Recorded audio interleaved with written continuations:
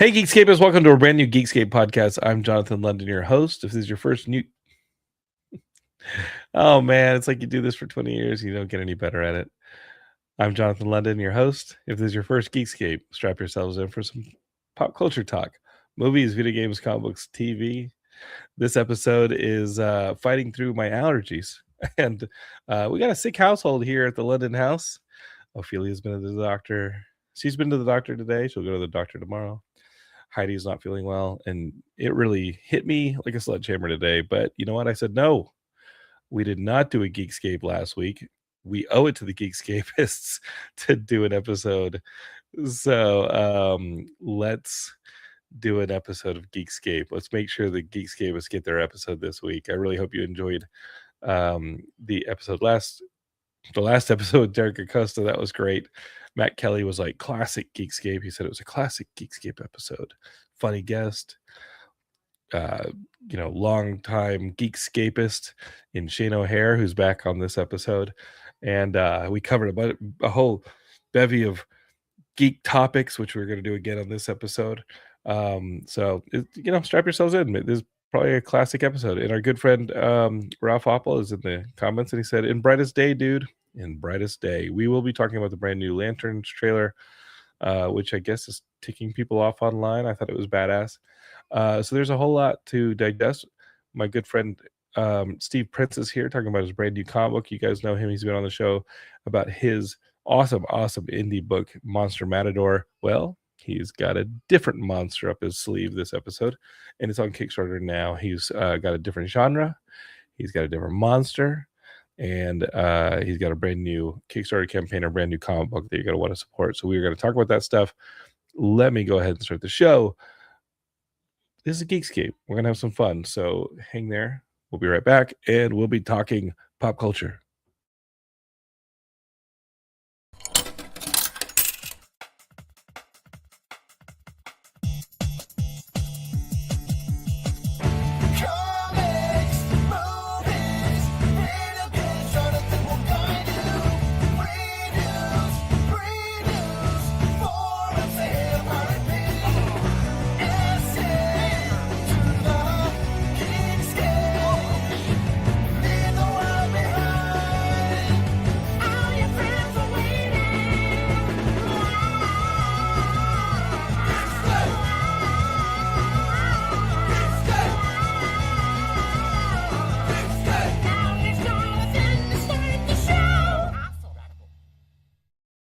All right, Geekscapists, welcome to Geekscape. We are going to be talking to my friend Stephen Prince about his brand new comic, Mercy in Prison. You're like, what is that? Well, it's a female in prison genre. You guys seen like those women in prison like movies from the 70s and the 60s? I think they made some in the 80s, but he's like, I'm going to take that. I'm going to put it in comic books. I'm going to add a monster horror twist.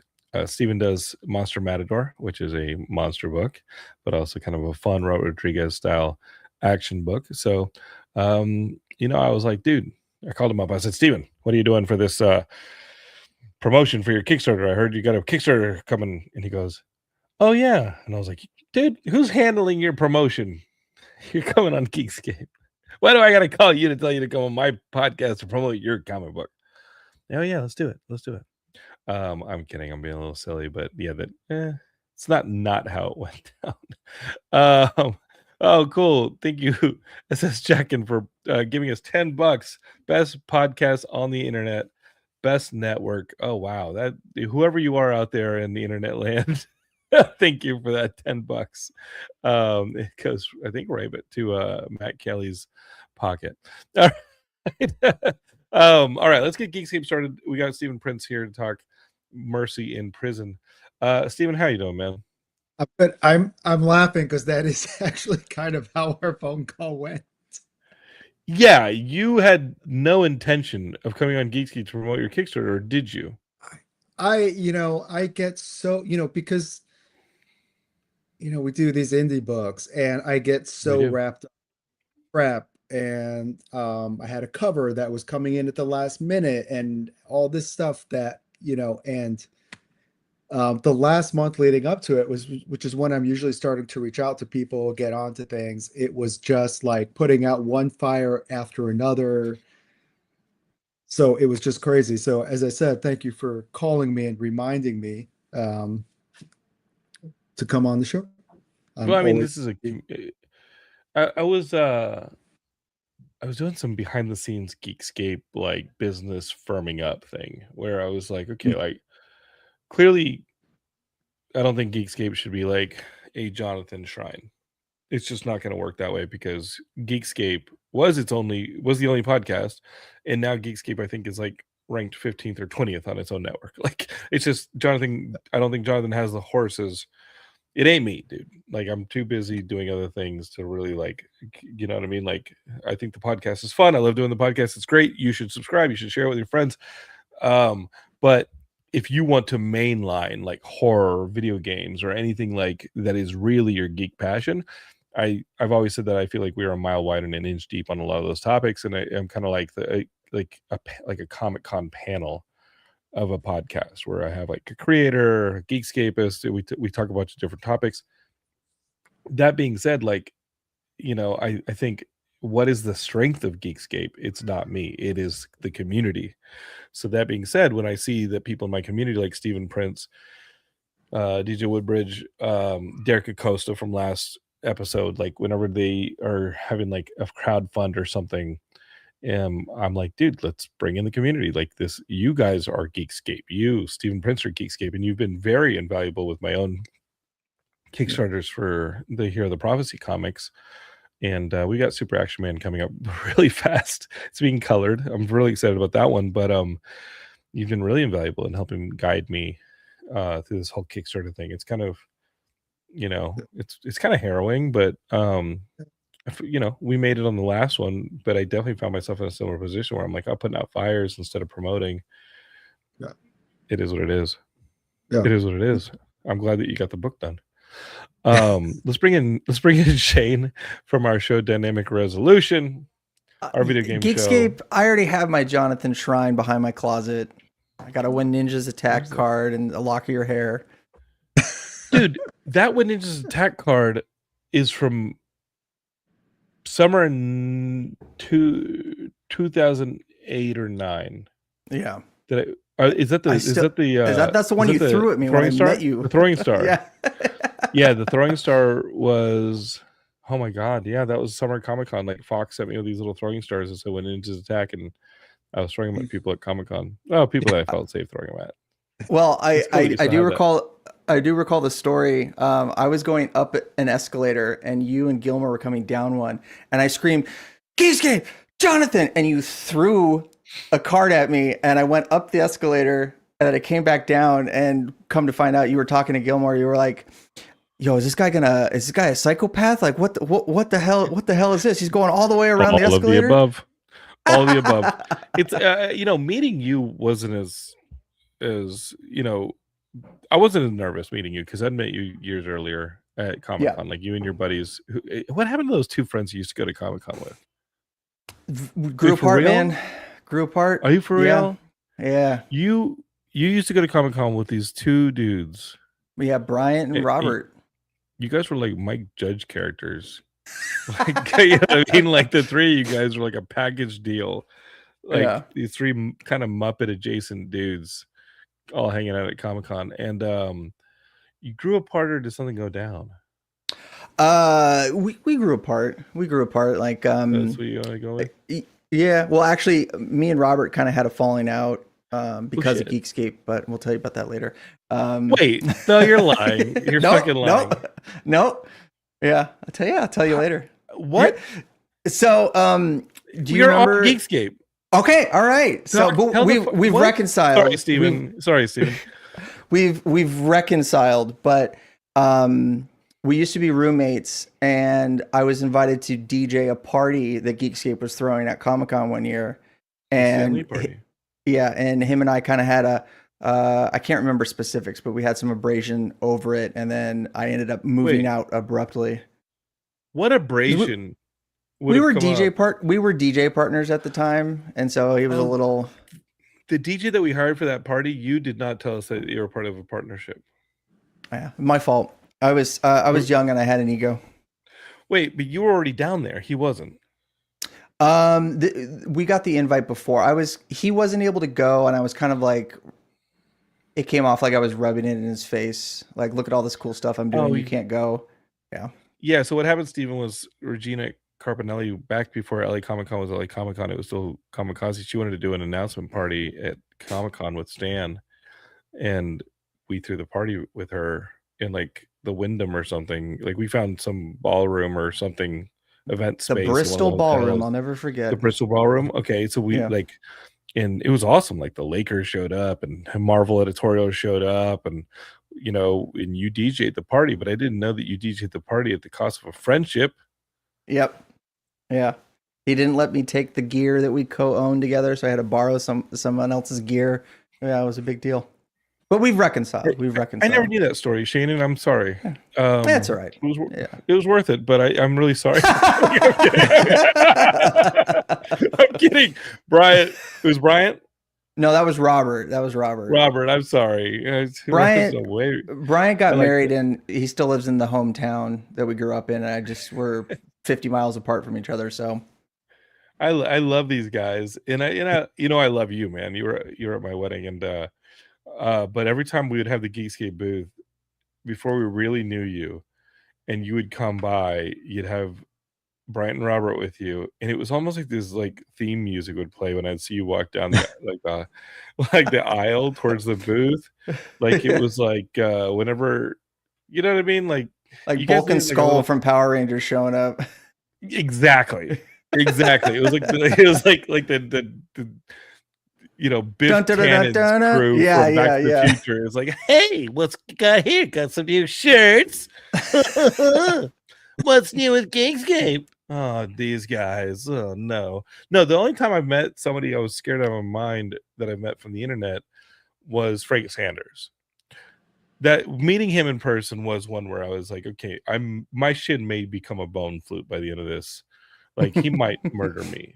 But that was because he also ordered Geekscape shirts and then did that photo shoot where he had heavy artillery and he was laying down with it, like, romantically, while wearing Geekscape stuff, like daydreaming next to like. Yeah, and Stephen, when we say heavy artillery, it was a lot of guns. It was a lot of guns. So yeah, it's literally a bed full of guns, and the dude wearing a Geekscape shirt laying down like it was roses. And it was like, oh shit! And then he'd be like, "You're going to New York Comic Con? I'll come in from Long Island to meet you." And I was like, "No, you don't. Please don't." Yeah, you stay over there, baby. And then I saw him walking down the sidewalk towards me. And I was like, just like trying to do the equalizer thing. I was like, where are my exits? I was like, what are my moves here? And I was like, no, just he's got closer. I was like, I'm running out of time, running out of my window. Okay, but he's a sweetheart. Yeah, Frank Sanders is a sweetheart. Steven, you got to meet some of these. Maybe at Comic-Con. Yeah, maybe at Comic-Con. You might have met Shane at Comic-Con. Yeah, there's a non-zero chance. Yeah. I'm excited about that. Steven, are you tabling at WonderCon at all? It's up in like 2-3 weeks. WonderCon, I have Latinx Con the next week, so okay.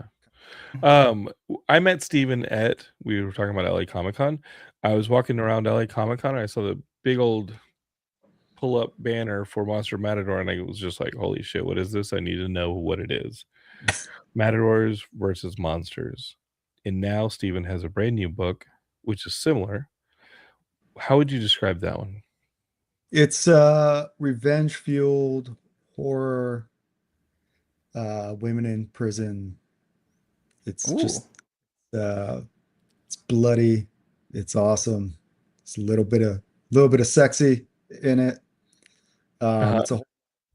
It's a one-shot that is the beginning of a series of one-shots that will follow this character, Mercy Hansen, as she goes upon getting revenge on the guy who got her sent to prison in the first place.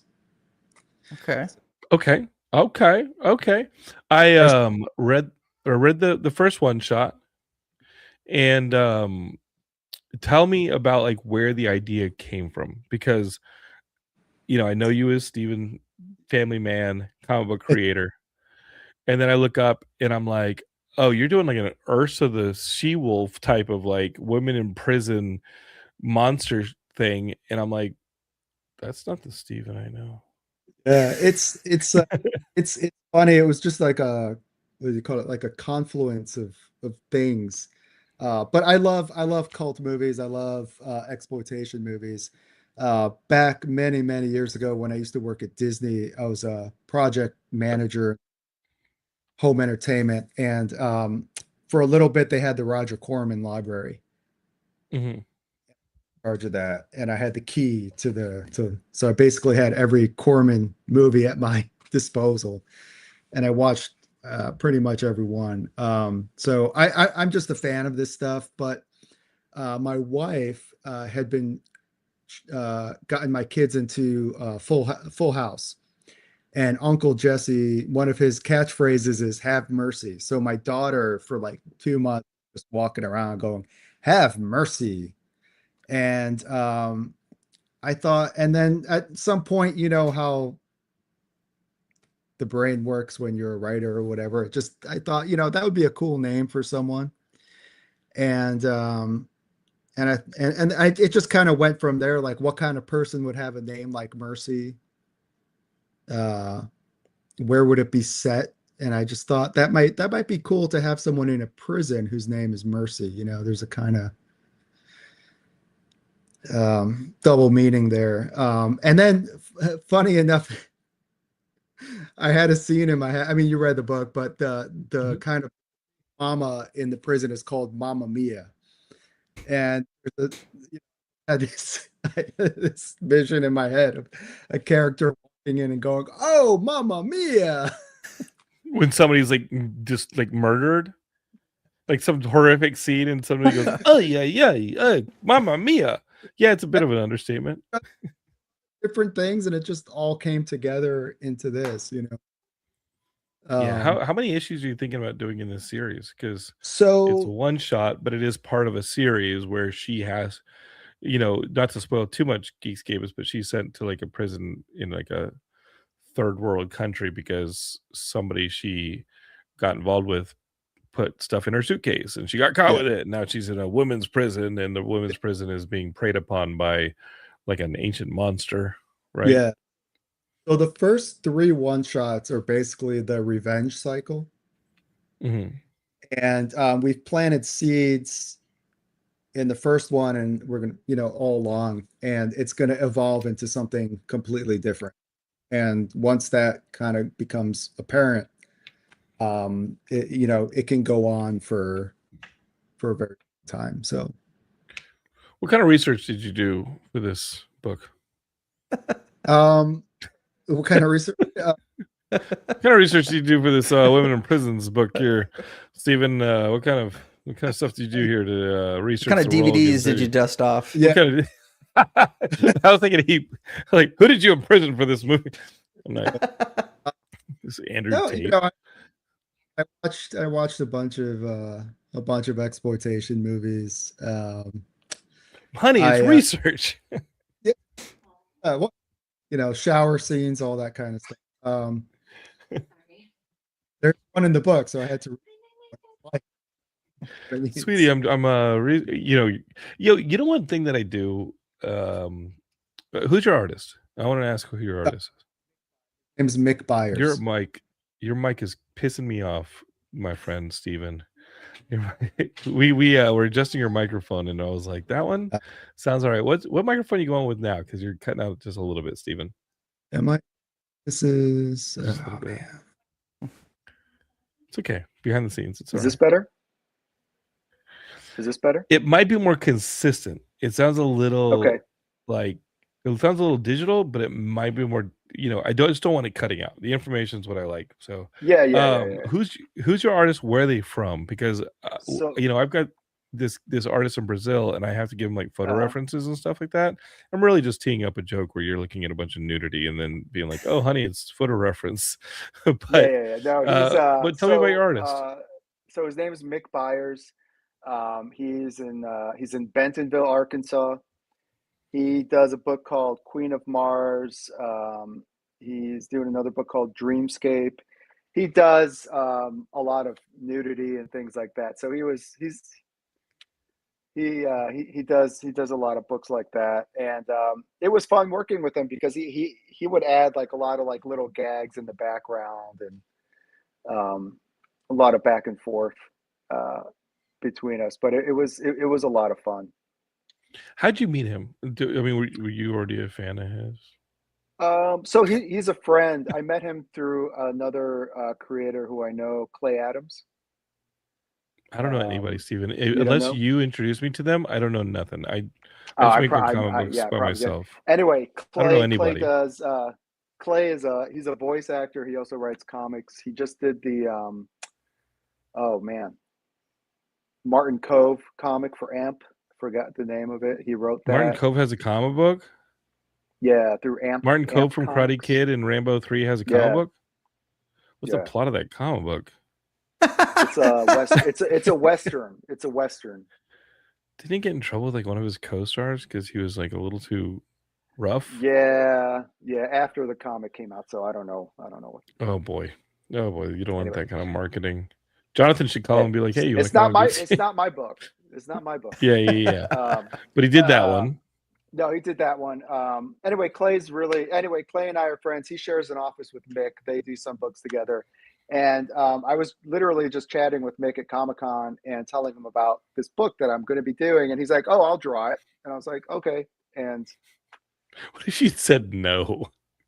What? No, I didn't ask him. What if I said no? Right. Yeah. What if you were like, "No, you're not"?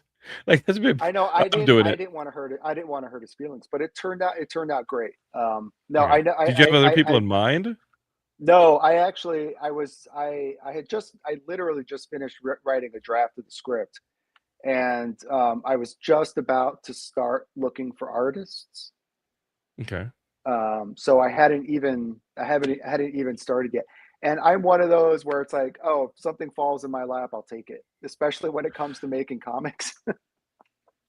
Steven, talk to me about these drafts because you're writing scripts without the artist, without having the artist on board. Yeah, this was yeah. Talk to me about that. Because are you writing full script, or are you just doing outlines? Like, what is your writing process? Just for my own. Take notes. The way I do it, the first draft, I actually have an art style in mind or something in mind, but the first draft is pretty loose. And the thing that I always focus on is just action on the page, right? And usually, like with artists, I'll always tell them, like, I don't really care if I have a 5-panel script and you do it in 3 or you do it in 9. Mm-hmm. As long as the information that I need to get across on the page is there, you can do whatever you want, Sure. So so my scripts are very much like, I call them kind of loose because I always tell the artist that there's room for them to kind of experiment, Mm-hmm. And then when with this one, when I started to get the art in, that's when I actually start the real writing. So there's a lot of narration in this one. Mercy sort of narrates the story, and all of that came after I saw the art.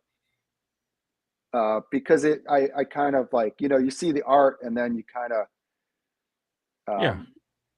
it just makes more sense. Like I just wrote the script for the second one and I have just basically loose notes for narration in there, but the actual writing of it, I won't do until I see the art, It just changes, because a lot of times you'll write something and it might not line up with what the art is doing. Sure. So I always go like with I always like Hear the Prophecy, or like I don't quite have that narration. The narration's in there when you read it, but I have like the theme of the narration, like in one word or two words. This single issue is going to be about X, So the narration is going to be about that thing, and I have it loosely in my head. It's all in the script when I send it the pages to Tom or Garam or whoever I'm working with. Like I write full script, but like you, I'm not like a control freak. Like I'm like, hey man, if you can pace this better, or like if a page turn should like come at a different beat, definitely please massage it, whatever you need to massage. Just make sure that, but like if you're gonna change a beat or like an introduction, like information, then let's just talk about it, or propose anything. Propose anything. You know what I mean? Yeah. Because so here the prophecy threes. Here the prophecy 3 is starting to get like a little weird, and we have like conversations about it. And I'll tell you, Tom will say something and it'll be kind of weird, and then I'll sit on it for like 2 weeks and be like, "Man, that was so weird." And then like, but after 1 week, I'll be like, "Yeah, it's weird, but it could be cool." And then by the end of it, I'm like, "Okay, it's in the book. It's just in the book the way it'll be in the book." Like Tom's ideas are in the book, but they're in the book in service of the original outline and overall story. But damn, Tom's got some weird ideas, and I can't wait to share them with you guys. Sorry, Shane, I cut you off. No, I'm very eager to ask this question to Steven, because he said something that clicked in my head that I've never thought about when it comes to comic books. You mentioned that you could have the artist do something in three panels or 9 panels. When you write a comic, and this could be for both of you, or maybe just you in particular, Steven, when you write a comic, do you write it like action by page, or do you just write the script out like you're doing a screenplay? I'm so ignorant on the topic. Oh no, I break it out by page. Okay. It's kind of it's you have to control where the eye goes. You know what I mean? Like you want something to be facing you on the right, and something revealing on the left, right? Right, Shane? Like you kind of want to tempo to it. And you kind of want to structure your page like beginning, middle, turn to the next one. Like the bottom of the right page should make you want to turn the page, right? Like, never thought about it that way. It does. I've never thought about it because I've had I can understand how a screenplay works. I have an idea of how writing a book works, but I just always inferred or assumed that when you write a comic, you're just writing it like a screenplay, and then you block it out from there. But if you're you blew my mind, it feels Steven. Like shot mind. listing. It feels like shot listing too, right? I've heard a lot of screenwriters will be like, "Oh, I'm going to make a comic book," and what they will do is they will take a screenplay that they have, and they will find an artist, and they will send the artist the screenplay and say, "Make it into a comic." And it almost never turns out well. Okay. Unless the artist is a really good story, like really understands, and not that there are artists that don't, but a lot, you really, screenplays are just, they're structured different, even though like 3-act structure, all that stuff is in there, rising and falling actions. It's just the structure is very different. Like the first 30 pages of a screenplay, it's just a different rhythm than what you're going to do in a comic, right? Depending on how much space you have, how many pages you have, whatever. So it's so back in the 60s, up through really recently, most people do full scripts now, but there's something called the Marvel method, right? Which is what Stan Lee kind of pioneered. And what Stan Lee would say is, Spider-Man fights whatever, Dr. Doom. And then the artist would go home and literally draw script, what you'll notice in a lot of those books, and a lot of these artists were brilliant. But sometimes like you would read an issue, and there would be like, it's 20 pages, and the first 18 pages is like setting everything up and this and that. And then the last 2 pages, it's like, oh shit, I got to wrap this up. And everything is like squeezed into 2 pages. If you read like, even like one of the most famous stories, The Death of Gwen Stacy, it's a really well-paced book.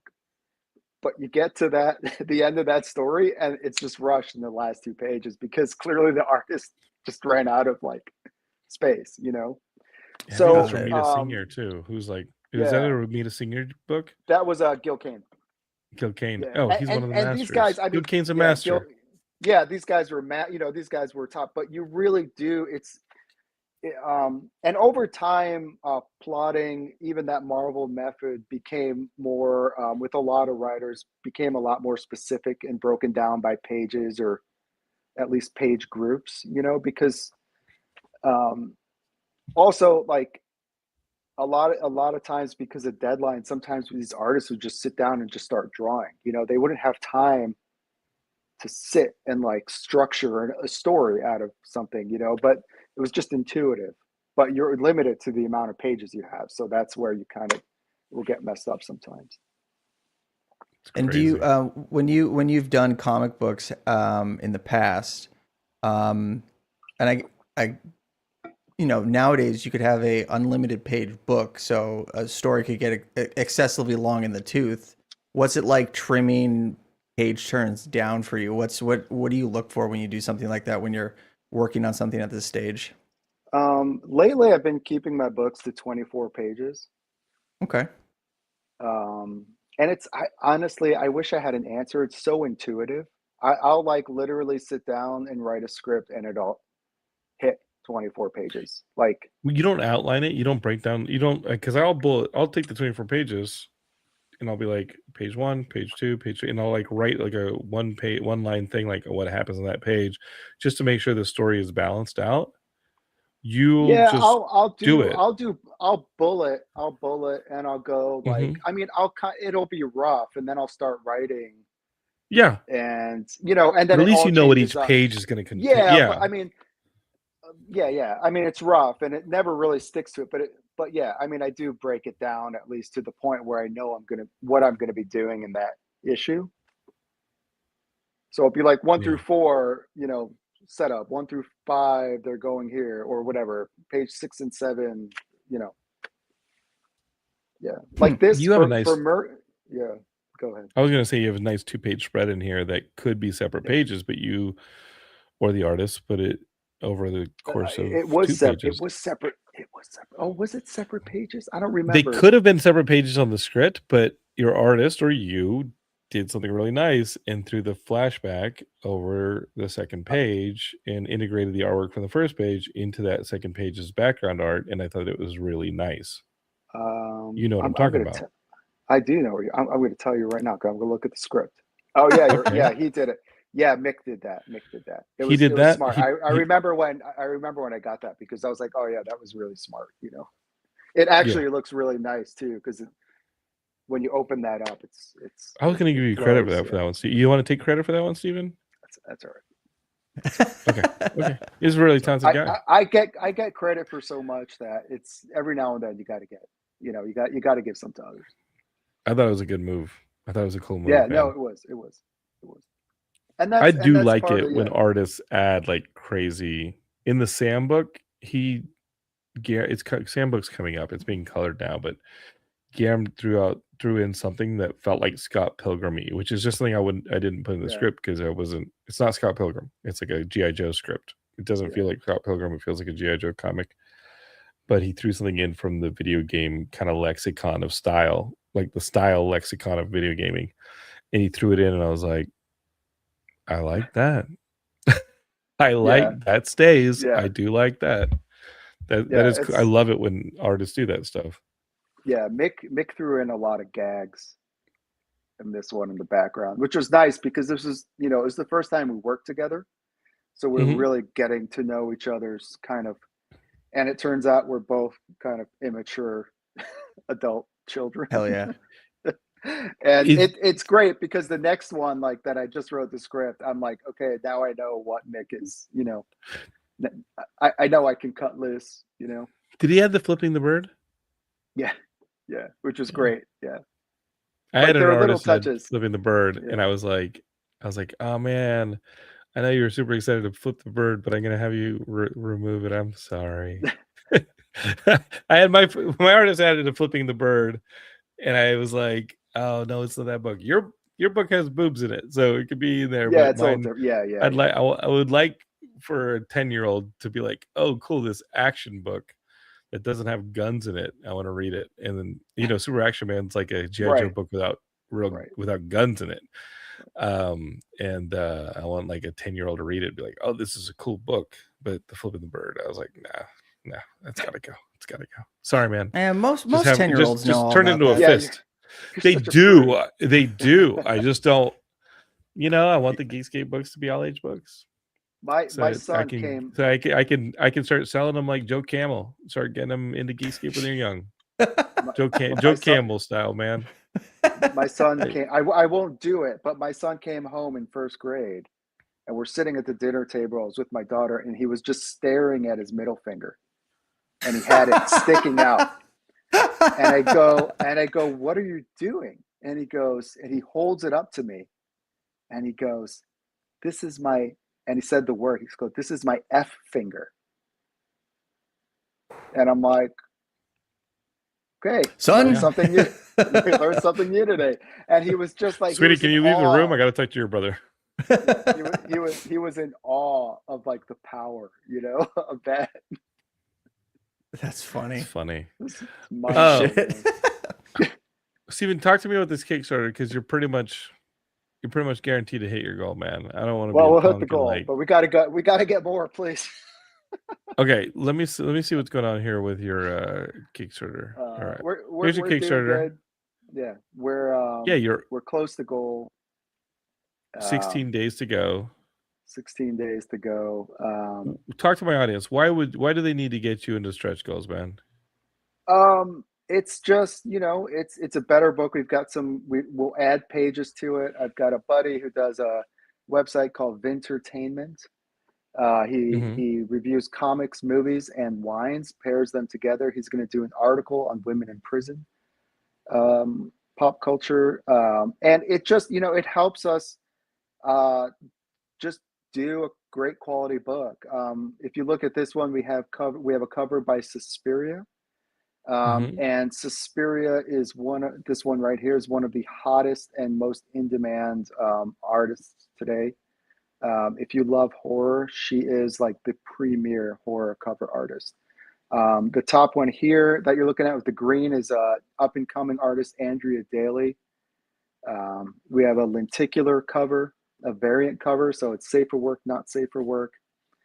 Steven, you draw as well. This cover I'm looking at. The one you're looking at is Suspiria. No. There's one that says here, cover from Stephen Prince and colorist Alex Ziff. Yeah. So this one. You drew that stuff? Yeah. Oh, that's super cool. Oh, I see. The description is above the one you talk about. Great. Oh, yeah. So you're drawing up in here too. Crazy. A little bit, yeah. And you could get a sketch cover. Mick will pretty much draw anything. So someone already bought the original art to my cover. Everyone draws digitally these days, so it's really hard to get original art. That's really cool, man. That's really cool. So these stretch goals, what's going down with the stretch goals? What are some of the stretch goals you got? So we're gonna do wine pairing. What else? Well, it's gonna be extra pages in the book. We're gonna do. We've got like a sticker one, and a couple more planned. If I can get those two, I'll be very happy. Okay. But it really does. It just helps us get the best possible book out there. And if Jonathan, like, as you know, I put out really quality books and top talent, all that stuff. Okay. Well, you got this thing going. It looks like you guys are definitely going to make your goal. Yeah. But those stretch goals. There's two.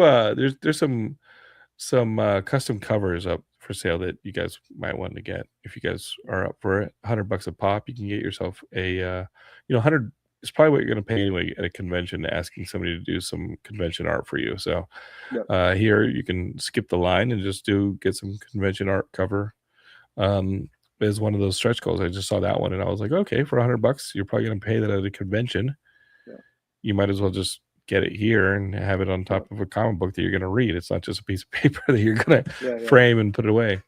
WonderCon. Yeah. Talk to me about WonderCon, brother, because you're going down there. I've got these. See, if you guys catch me on the floor, I've got copies of Here the Prophecy 1 and 2 that I'll have with me. I've definitely got 2s. I've got 1s, but got a lot more 2s. I did the whole thing this week where I separate them by all the backers. I go through all the backers and I pull out like all the books that I owe them and put them to the side. I organize the ones that are going to be signed. Which ones still need a t-shirt add to them, this and that. But I saw what I had left and I'm like, damn, you sold a shit ton of Hear the Prophecy comics. What was cool is people who went in for 2, just like who had only heard about issue 2, they wanted issue 1. So I sold a ton of issue 1s again. And then issue 2s. That's how it works, man. Steven, it got me super pumped to be writing issue 3 and 4. Yeah, which we might be doing back to back. They'll buy 1, 2, and 3. That was crazy. We're gonna have to go back to print on a couple of these things. It kind of made me mad. It was annoying. I was like, where were you when I was yelling about issue 1 and 2? That's what happens. Yeah. It's the algorithms, man.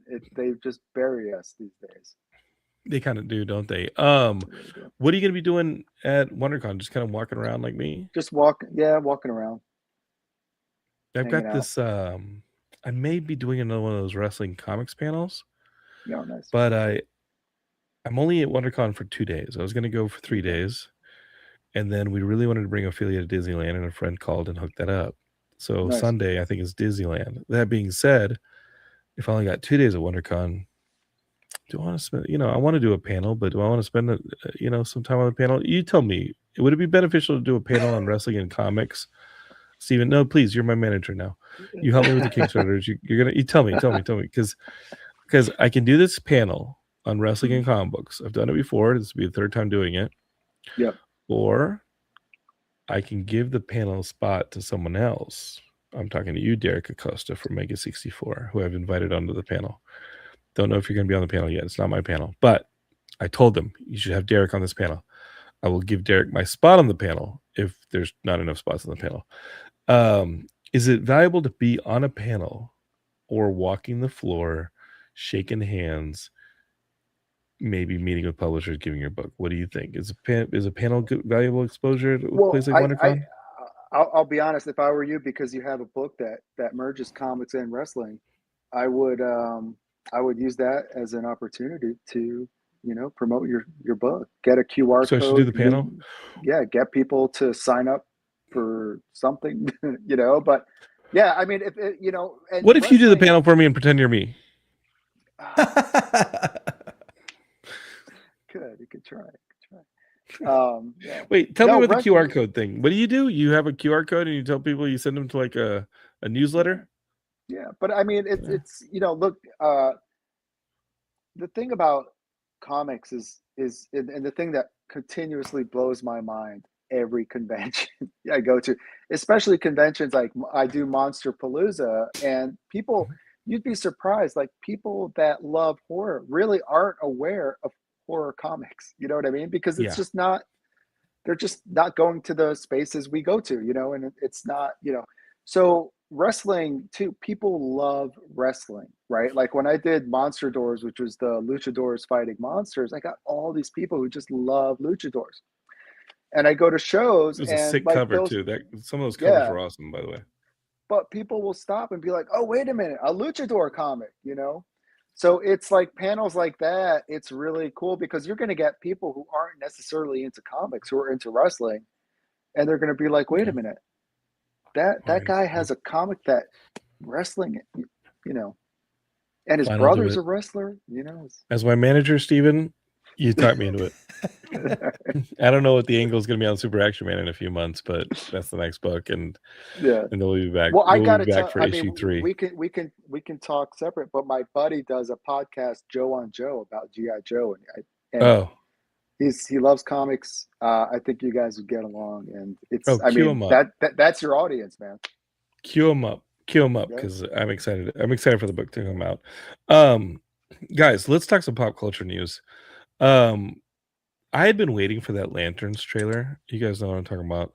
The Lanterns trailer. This is never heard of it. Who is she?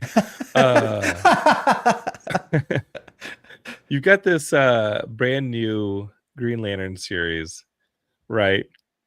And it's who we have here: Hal Jordan and Jon Stewart. As these are the lanterns in your Lanterns show. And the thing hits, and I'd been waiting a lot for this trailer. I was super stoked. I think the casting was cool. I like the older Hal Jordan. I love Aaron Pierre. I think he's awesome, fantastic actor. So I'm like, cool. We got Hal Jordan, and Jon Stewart is sort of like a training day version of the Green Lantern Corps story. Okay, let's do it. And then the trailer comes out, and people are like, why aren't they flying in space and glowy boom boom zap? Oh, and I'm like, you're kidding me. What the fuck? Yeah, I mean, I'll be honest, you do see Hal Jordan fly a little bit. You don't see anybody really suit up. You see a suit. There's a mystery. It does kind of feel a little True Detective-y, but the internet does not wait and see. Like, this looked pretty cool, and I'm pretty confident that there's gonna be some glowy zap fly zoom going on. So like, people just need to chill. And one of the things I liked about the trailer that, beyond just it was well written, well acted, it had some cool set pieces. I thought the bit with the car where he rolls out of the car and leaves the ring there for John to figure out when it goes off a cliff. I thought that was a great beat to prove a few things, see if he has what it takes. It's also Hal Jordan. He's reckless, he's headstrong. It's a ring built on willpower, or based on willpower. It's really cool. There was a lot of like hints in the trailer, I thought, thematically, stylistically, with things that were yellow, and I was like, okay, cool.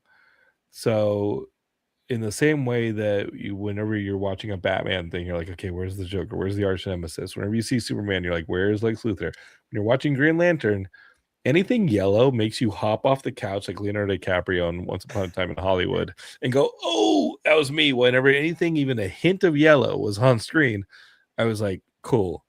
There's going to be some either Sinestro Corps, or fear-based, thing going on. Supposedly the plot is about them investigating the murder of the first Green Lantern, Alan Scott. Who knows? Obviously, this is a universe that's shared. That's what you know about this new DC Entertainment universe. And we have already seen Guy Gardner as a lantern. So, like, having Hal Jordan in the trailer say that, all the other lanterns aren't human. I'm like, where does this fit in the history? Where does this fit in like the chronology with the Superman movie? We'll have Supergirl by the time this comes out. Those are my thoughts. What does this show? Yours? You said shares universe. What other what other movies or shows are in this current universe? So far, the Superman movie from last summer. Yeah, Superman. We've got the Creature Commandos cartoon, which was awesome, and then we got this upcoming Supergirl movie. Those are the things that are going to be coming out. And if this is coming out in August and we're still really getting a horror-based Clayface movie, that Clayface movie also takes place in James Gunn's DC universe. I've seen almost nothing about the Clayface movie other than that it's happening, but it's a movie based around this Batman villain Clayface. Wait, is crazy. Is Clayface in the James Gunn, or is it in the Matt Reeves? It's in the James Gunn. Oh, I didn't. Okay, I thought it was in the Matt Reeves universe. Yeah, I think the only thing that's next to the only thing in the Matt Reeves universe is a possible Penguin season 2 and the second Batman movie that they're filming. So, I correct me if I'm wrong, internet, but I thought that Clayface was part of the Peter Safran James Gunn plan and lived in that universe, not an Elseworlds title, which is cool. We have seen Clayface in Creature Commandos. Did you watch Creature Commandos, Steven? No, I haven't seen it yet. It's pretty good. And then Clayface does some gnarly stuff in it. Okay. You don't know it's Clayface until the gnarly stuff happens. Oh, spoiler. Then Clayface reveals themselves and you're like, holy fuck. Guys, it's James Gunn. There's lots of gnarly stuff that happens. Okay, all right. He gives zero fucks about killing characters left and right. Thoughts on this Lanterns trailer? You go. Go. I've publicly been very burnt out on superhero stuff. I'm not a big comic book guy, but How dare you. I own every single issue of Brightest Day. I got them as they came out. And I didn't know this was happening until you sent us the trailer, and I so stoked for this. So stoked for this. That's cool, man. It looks like a really grizzled like buddy cop show that I can watch with my dad. You know, my dad's 80, and spending more time with him to watch TV together is, you know, is good. And he grew up reading. He I think at one point he had Silver Surfer #1. Like he grew up reading, you know, Fantastic Four and all those old Golden Age comics, and he's like, I just threw them out and everything. He loves Fantastic Four and Silver Surfer. So getting him to watch, you know, old superhero stuff. Getting him to watch stuff that, you know, goes back to his childhood. That excites me. And this looks, as somebody who's super ignorant on modern day superhero movies and TV shows, this looks tight. It's like, as a non-superhero fan, this has me stoked. Yeah, I dug it. My first time I saw Green Lantern when I was growing up, it was the book was called Emerald. Was it Emerald Dawn? Emerald Dawn. And you know, it's kind of Hal Jordan is sort of washed up, older. You know, gets a DUI and all this stuff. So to me, this felt a lot like that. This felt like a lot like the Green Lantern that I grew up with. I like the approach. It's just, you know, it's just a trailer, and I like what they've been setting up. It's interesting, you know. I'm definitely excited and curious to see where they go with it and how it actually ties into everything, you know. I agree. And when we're going to get some green. Yeah, that's one thing that people were also saying. Like, it felt very muted for a character that's based on like bright colors, Brightest Day. It felt a little muted. And I think when people talk space cops, they want to see some space. Let's see what we got, and let's give it a place to go. Let's see where it goes. Is there anything from this trailer that gives either of you pause or concern as being like deep cut fans? It's a trailer, dude. Like you got to give it a couple episodes. You know what I mean? I think, fair enough. You know, I mean, I think the biggest concern, not necessarily, but I could see where, is that it stays too focused on like what's in the trailer, and that's the show. You know, we don't really need. I mean, if you're watching, if you're making a lantern show, you got to give people lanterns, right? you got to give us that.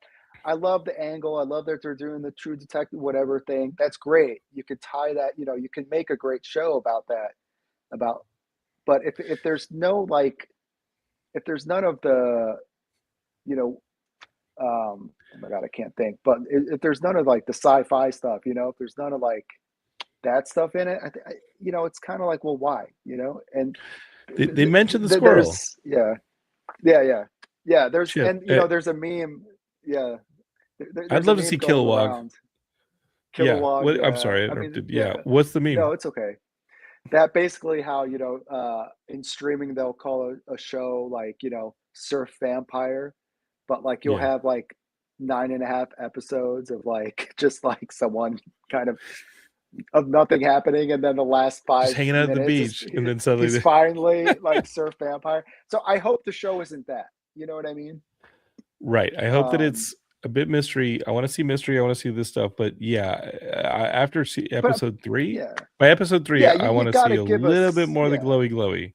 That being said, in the comments, Stu McGovern says the Ryan Reynolds Lantern film was super green glowy, and that turned out well, right? Okay, not that glowy then, you know, not that glowy. Yeah. Ooh, yeah, we got that. One thing, and that was a movie I skipped because the trailer looked like dog water. Guys, I didn't hate it, but I understand the problems with it. I definitely understand the problems with it. But if you were like, hey, the director of Casino Royale, and you know, if you took that director and you're like, yeah, I'd be like, oh, cool, yeah, I trust him with the Green Lantern movie, and it just did not. You know, it just sometimes the ingredients don't all work together. You know what I mean? One thing that did work, I was kind of excited that Gore Verbinski was coming back to direct. Like, he did the Pirates movies, he did The Ring. What I like about Gore Verbinski is he's a punk rocker. He did the American Jesus video for Bad Religion. That was like one of the things that gave him his start. And then he straight up did this movie. I was like, what is this trailer? I'm in the theater. The trailer is kind of nuts. And then suddenly, like, Sam Rockwell shows up and he jumps into a Norms, a very recognizable Norms here in LA, the one around in West LA. And he jumps on the counter and says, I'm not homeless. I'm not crazy. He looks both homeless and crazy. And he says, I'm from the future. Give me all your phones. There's an AI apocalypse that I'm trying to avoid, and some of y'all are coming with me. I've made this trip 100 or so times.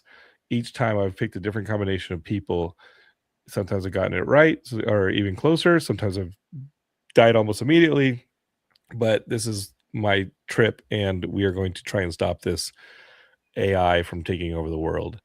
And it's and that's the premise, is he jumps up on the counter at a Norms and tries to recruit random people in a combination to do basically a run, right? Like it's almost like what are those games, Shane, that changes every time every time you do a different run? Yeah, roguelites, yeah. Like a roguelikes. Like, he's about to go on a roguelike run out of this Norms. He knows the cops are going to show up, and a couple of people go with him because obviously he's been through this run like almost 100 times. He knows their names. He knows what they're going to do. He knows who goes for the phone. He knows who has a gun.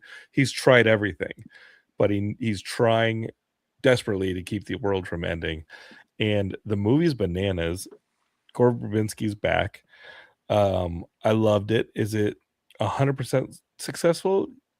Yo, it is a solid 90-95% of a movie that I absolutely love. So that means I super love it, because it's really hard to get 90-95% of a movie. I only have quibbles at the ending, but the whole movie really is like rock and roll, dude. It really rocks. It's a fun ride. And so I definitely recommend it. A buddy of mine went to see it, didn't even know it was Sam Rockwell until the credits rolled. I mean, I couldn't recognize him. I went because of Sam Rockwell. It was awesome. And because Gore Verbinski. Have you guys heard of it? You've heard this movie though, right? I've heard of it. I had no idea it came out because I want to see it. And then I saw this week it's coming out on Blu-ray already. So I don't. Isn't that crazy? It's just like, I didn't even know it was in the theaters, but I saw the trailer last year. I was like, oh, I want it. This is like way right up my alley. I should have called you, man. I had a day off last week, and I was like 1:30, like 1 o'clock, 1:30. Like, I never go to movies in the middle of the day, right? But Ophelia's in daycare, and I have a day off. I'm like, yeah, I'm going to, you know what? Screw it. I'm going to put the capitalist calls of productivity on hold, and I'm just going to go see a movie in the middle of the day, right? Like, your brain is screaming, productivity, shut up. I'm going to go to the movie in the middle of the day. I want to see this thing on a screen. I should have called you up, Stephen Prince, because I sat there in a theater with maybe 5 other people, had my big box of popcorn, my drink, and I enjoyed it. It was definitely a cool theater movie. And the movie is bonkers. The movie is definitely bonkers. It's fun. It's a lot of fun, and it felt like a roguelike video game, but he's putting the camera all sorts of places. He's loving it. The ideas in it. I'll tell you what, it felt like a Black Mirror episode. It felt like Black Mirror, the movie, at certain points, which is good. That's a positive. Definitely recommend that one. Good luck. Have fun. Don't die. That's the name of the movie. I mean, it's like a lot of fun. GGGLHF, that's literally a video game. That's what you say, like, at the beginning of, that goes back to StarCraft, competitive StarCraft. GGGLHF. So yeah, put it out by Turbo Nerd Glasses for a moment, gentlemen. Shane, that's why we have you here on Geekscape. That's why you host Dynamic Resolution here on the Geekscape network. That's our video game show. PAX East happened yet or no? Not yet. A couple of weeks. Okay. We'll be going to Boston. We're starting to get emails. So Logan and I are going to parse through some appointments. But they put the map out. I was trying to pull up the damn map, but it's only available in the app. But Nintendo's going to be there, which was always like a up in the air question. Nintendo's been kind of iffy on conventions, but they're going to have a big ass booth. And I was looking at the map the other day, and they've filled out the convention floor. So there's more big booths coming, more stuff. So PAX East has always been kind of small, air quotes small, but and there was big swaths of just empty convention floor that you would walk through to get to like the tabletop games in the back. They have this one thing that I love about PAX is they have just a pile of games you could rent out like a library, board games, and just find an empty table and just play board games all day. Or you can play Magic cards or Pokemon cards. And there was this big chunk of concrete between, the fighting tournament stage and then the board game area. But that big chunk of concrete's a lot smaller. So there's it's very exciting. The stuff, a lot of cool indie games that I was eyeballing that we're gonna set appointments for to meet the developers. And I'm just stoked to get Logan out and have him get him out of nowhere, Missouri, and bring him to like a convention and get him exposed to this stuff. And don't read the stays Dynamic Resolution is the #1 podcast on the Geekscape Network for Irish slurs. So you know what? I can't. That wasn't me this time. It wasn't me. I am Irish. Every time I give you a microphone, this is what you do. No, that was shouts out Emil, our wonderful co-host. He dropped an Irish slur, and Stay is our Irish correspondent. So he Stay, my apologies, man. Yeah, no, that's Emil. Get it. He's in Texas right now. I've never met Emil. But if I ever meet him, I'm gonna hit him in the face with a potato just for Stay. So I'll catch him right in the eye, or else I'll hit him with a shillelagh. Is it a shillelagh? That's so much worse. Is that Scottish? Shillelagh Scottish? No, it's Irish. Fucking, I'll hit him with a horseshoe like a Lucky Charm. I can keep going. I'll keep going. Right. Yeah, I'll just end it. Yeah. But yeah, PAX says Shane made me the IRA correspondent. Jesus Christ, what is happening? Steve Prince, I'm so sorry. Yeah, that's all right. Steven, what's your stance on the IRA? the darker side of Geekscape. I'll go to the darker side of Geekscape. I pay my taxes. Okay. Welcome to the darker side of Geekscape, folks. Yeah, we've been darker. Shane, anything else you want to add? Yeah, well, we don't like it. It doesn't mean we don't condone it, but yeah, we've been way darker. Anything else to add, Shane? No, I think we hit the timer. The one topic that I wanted to talk about, we talked about on Dynamic Resolution, but there's been a new game from Bungie came out, the creators of Halo, and it's very divisive. But the side that wants it to crash and burn, they're obsessed with the player count charts. And there's people just all over Twitter just showing like, look at how many active players are on right now. Bungie's dead. Sony's going to pull the plug. And I've never seen people just so obsessed about how many active players a game has at a time. Is the game like Halo, or is it a totally different type of thing? It's a sci-fi first-person shooter. It is... it's a sequel to a game they made in the 90s, Marathon. I was going to say Marathon. Yeah. That's crazy. What's this one called? Marathon? Just Marathon. They remade Marathon, basically. No, it's a sequel. So it continues off. The sequel Marathon? Yeah, Marathon 2026. So I hate that stuff. Changes things. Yeah. Yeah. But there's just been this obsession with the player count charts that it just more people are talking about. Detective, man. More people are talking about the chart than they are actually playing games, and it's a very fascinating thing. But we don't have time to get into that today. Just play the damn game. Just play the listen to Dynamic Resolution. We talk about it for 35 minutes. Yeah. Bongo Cat has more players than Marathon. Rip Bungie. I think, do people just want them to fail because Bungie was like a Microsoft thing for so long, and then suddenly like they open it up and to Sony, and they go cross-platform, whatever, and people are like, genuinely, you betrayed us. People just want everything to fail. Yeah, it's like you betrayed us. It's just a bandwagon. Whatever. I mean, and literally every time a movie comes out, that's that's gonna fail. That's gonna fail. That's gonna Lantern fail. sucks. Not enough glowy zap zoop. And and the truth about everything is no one knows what the internal metrics are, right? Yeah. Audience size doesn't matter. Like, I mean, it doesn't. It all depends on what they're measuring and how they're measuring it. I mean, you could have a film like Avatar 3, which supposedly didn't meet expectations, but the movie made $1.4 billion, right? Okay. Yeah. But it cost, I mean, I don't know what it cost, but supposedly they cost a lot of money. But it's a difference between like less than a Chrissy something Nomad. like a Marvel movie that makes 400 million but costs 400 million is considered a failure.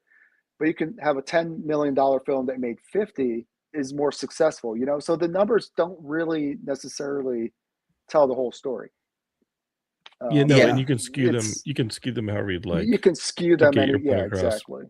Yeah, and people are posting screenshots of like the Steam player count at like 4 a.m. U.S. Jesus time. Christ, get a life. Yeah, exactly. It's like there's no one playing the game right now. It's like, yeah, it's 4 a.m. for but you know what? But if those people are spending money in the game and they're spending enough of it, doesn't matter how many people are playing it, right? Yeah. And the game is stellar. I absolutely love it. The art style is insane. I bought the deluxe edition, and I'm fully locked in. It's very, very cool. Happy, dude. I see some bias here. Oh no, 100%, like 100%. I'm kidding. Shane bought a Bungie sword. He bought a Halo sword. Like one of his most ridiculous. He got a tax kickback with his tax refund because he lives in Alaska. They pay to live in Alaska. Oh, all right. And he got this check from Alaska, and he $3,200. He went and bought a Bungie sword or like a Halo sword. Well, and he used it to cut apples on a chopping blocks. He used it to hunt. Did you ever see The Revenant? Imagine The Revenant if Leonardo DiCaprio was running around like an asshole with a Halo sword. That's what Shane did. That's how we get to work in the morning. Took a chomp out of his ass, and I imagine he's holding a Halo sword when that happens. Yeah, but I am biased. But if I lived in Alaska, I'd probably buy a Halo sword too. I mean, and it was sharp too. They sent me metal, a 19-year-old with a credit card. It was sharp. Cut your toe off. Oh wow. Oh yeah. I'm glad Marathon's back. I remember Marathon from the 90s, so that my old ass is just like, oh cool, Marathon's back. That's neat. I probably won't play it, but that's awesome. The story's continuing, and the story is insane. That's great. Yeah. Well, speaking of insane stories, let's kick back to our good friend Stephen Prince. Guys, well, if there's one thing I want you to do, is I want you to go and check out Mercy in Prison on Kickstarter. Do you have a custom URL or anything, or just search for Mercy in Prison on Kickstarter, Steve? Just Mercy in Prison on Kickstarter. I didn't do it because what's been happening with the Bitleys and stuff, they've been going to like a landing page that then takes you. That's weird. Oh. Yeah, so it's like an extra step. Yeah, no. And my concern is like, well, someone who's just clicking a link, if they go to a page, they might think it's like scan because like the page is really just kind of like, oh, is this real or not real? Like, I know what you're talking about. Yeah, it's an extra step that I think Kickstarter's got a great search engine. You can find it. Yeah. I mean, you just type in Mercy in Prison, it's right there. Yeah.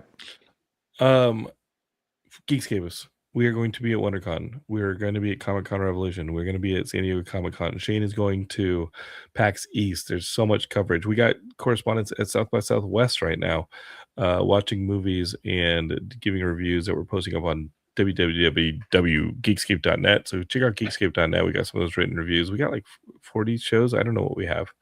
I can't keep track of all our shows. You got to go check them out. But we're doing this for you, for build a community. so you can hang out with Shane. Have him show you the Halo sword next time you see him. If you see the other dude from Dynamic Resolution, hit him in the eye with a potato. But first and foremost, go support Steve Prince on Kickstarter. Steve has been invaluable to me on my Kickstarter campaigns. It's been awesome, and we got a good little community here of indie comic creators. So we're gonna have a little hangout at WonderCon. Steve, where can people follow you? I'm at Monster Matador all over social media. Okay. So anywhere you go, just type in Monster Matador. That's the easiest. Shane? Dynamic Resolution Show on Instagram. That's pretty much where we're all at. And you can find us on all of your podcast feeds. We had an episode just went up where we talk about the marathon and the chart referencing. Very, very good conversation. And Emil drops an Irish slur. Yeah, that's what I'm finding out. Damn, gotta cancel the show now. Geekscape is, I'm Jonathan Lennon. You can find, just search for Jonathan Lennon, Geekscape, whatever you want to look for. It's all good. Subscribe. We're going to be back with a brand new show, and I'll probably do some interviews at WonderCon. So you're probably going to want to listen to that WonderCon episode. And, it's like second only to you going to WonderCon is listening to that episode like as if you were there through the microphone. So that's what I can do. I can bring you to these places with me.